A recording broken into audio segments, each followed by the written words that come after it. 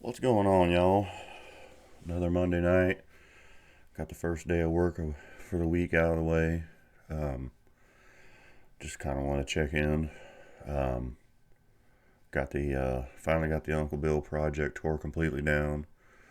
Found another piston with the ring goofed up on it. Luckily, the cam looks good. Lifters look good. The main and rod bearings look good. I just want to clean the block out real good. Start putting it back together. Hopefully, I can do that this weekend if I get time and I don't have any, car working on stuff to do.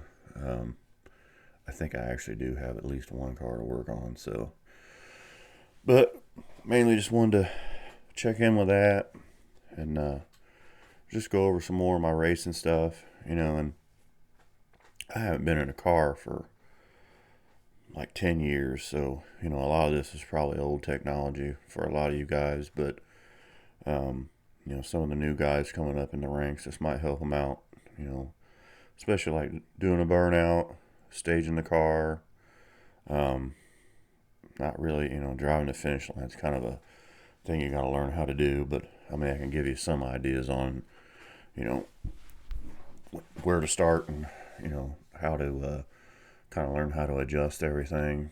Um,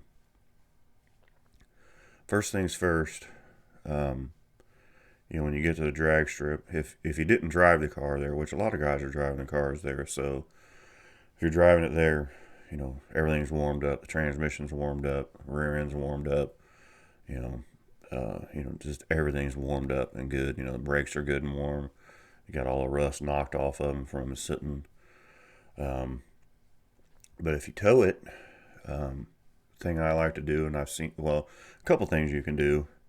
Uh, a couple of my buddies, they would bring a jack with them. They jack the rear end of the car up, get it started, put it in gear, and just let it sit there and run, in gear for maybe 5-10 minutes, get some heat in the engine, get a good heat cycle going in the transmission, get the rear differential fluid warmed up. Um, I personally just drive them around. That's pretty much what I do. Is I just cruise around the track, go up and down the return lanes a couple times. Some tracks will let you go down on the end of the track. Let you go, in the turn off pretty much. They'll let you kind of bring them up on the converter and get some heat in them. They don't want you doing no crazy stuff. Don't be doing burnouts and running the shit out of them. But I just like driving around for about 5 or 10 minutes. Get a good heat soak in it. Bring the car back to your pit. You know, Open the hood, check all your fluids. Be careful when you're checking your fluids because it's gonna be hot. So, but yeah, you can just kind of get everything prepared. Top your fuel off. Top your antifreeze off if you got a tank. Um, just check everything. Maybe start it up. Check the transmission fluid if you're running an automatic transmission. That is. Um, and then I kind of let them sit and cool back down. Let them go through a heat cycle. And then, they're going to call you up for your time runs. You're going to go up. There's going to be, multiple lanes you can go in. You get in whatever lane you want. If you want to do a time run with your buddy, that's great. Line up next to him. It's always good camaraderie to, you know, plus you can find out what kind of times they're running. If they like to hide shit from you. So you'll have their times on your time slip too. So, but, and then you're waiting in line. If you're more than 3 or 4 cars back, you might want to not let the engine run unless you're having some kind of starting issues or something, you know. But when you get up there about 2 or 3 cars to go, you figure each run usually takes about 30 seconds to get through. The burnout, the stage, them getting down the end, next set of guys burning out, and I could be wrong on this because, like I said, I haven't been there for quite some time. A lot of the tracks around 8th Mile probably takes less than that. So, but on average, it's about a half a second to a second, or I'm sorry, 30 seconds to, but anyway, usually actually, no, they're about a minute, I think. I can't even remember anymore. I think it's 30 seconds is the average from the burnout to staging it to going down, running a 12-second car, 11-second car, whatever you're running. Like I said, that could be skewed because I haven't been down the track in quite some time. Like I said, this is old news. I'm just trying to help the new guys out. They're trying to get into it. Um, you know, I want this sport to carry on. I got away from it because my kids were getting older and stuff. I will be getting back into it. Um, Probably not this year. If I do anything this year, I might make one good lick on a time run night, on a test and tune night or something, but that's probably going to be about it this year. But I mean, you never know. Who knows? Um, I'll probably just go out there and make a fool out of myself anyway because I haven't done it in so long and everything's different. Um, so anyway, yeah, you're going to be in line.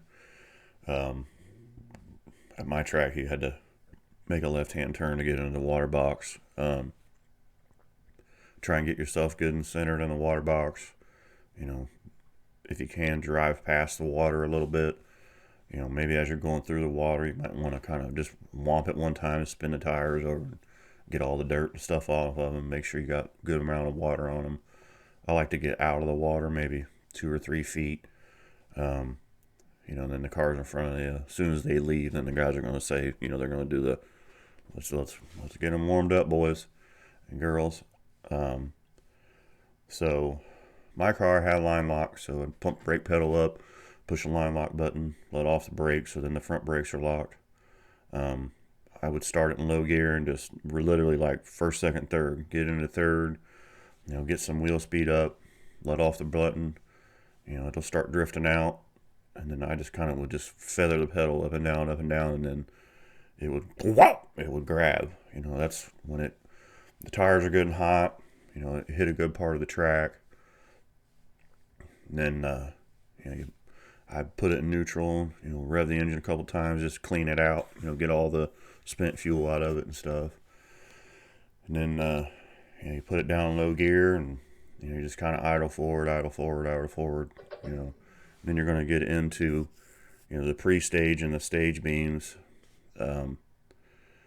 So don't go up there and just roll way in and bang both bulbs on. Go, there's the top set of bulbs is your pre-stage, the second set of bulbs is your stage. Don't go up there and bang. We call it banging, double bulbing or banging both bulbs on. Don't do that. You want to be a sportsman and let everybody have the same amount of time to get, we've all got a routine, and my routine was I get in, I'd bump the top bulb on, and then I would, I have foot brakes, so I'd pump the pedal up real good, get some line pressure on it, and then I'd bring the engine up, depending on what your torque converter will allow you to hold. Mine was pretty tight. It was like a 3,000. I would leave about, 2,000 RPMs, and then so you just hold the engine at 2,000 and just barely let up on the brake pedal. Don't let completely up on it. Just bump it in, bump it in, bump it in. And then as soon as you see that bottom bulb come on, mash that brake. Keeping your right foot in the same spot in the same RPMs. And then the tree's going to come down. Most of them are 3 ambers and a green. As soon as that bottom yellow light comes on, that third bulb comes on, that's when you want to mash it. So you're going to go down through there, and you're going to shift gears. You've either got to shift light, or you're watching the tack, or maybe you're just putting it in drive and letting it go. And then when you get down the end, especially when you're ET racing, when you're ahead of the guy by like a fender and you're getting ready to get into what we call the stripe, which is the mile an hour marker. There's all these little crisscrosses, and then there's a finish line. So there's two sets of beams down there. One's measuring mile an hour, and then one's measuring the ET. It calculates it somehow by time, but I don't really remember how that works either. If you're ahead of them down there, my suggestion is not to let off the gas and do the whole womp womp thing. My suggestion is to drag the brake a little bit. I mean, a little bit. Don't get hairy on the brake. Unless you're ahead of them by a ton. I mean, you can look back. But you got to watch on a fast car because they'll catch you quick. Like you think you've got them covered, and then they will blow right around you. So, if you're in the stripes and you've got them by a fender, or you can see their front end, you might want to start dragging the brake a little bit.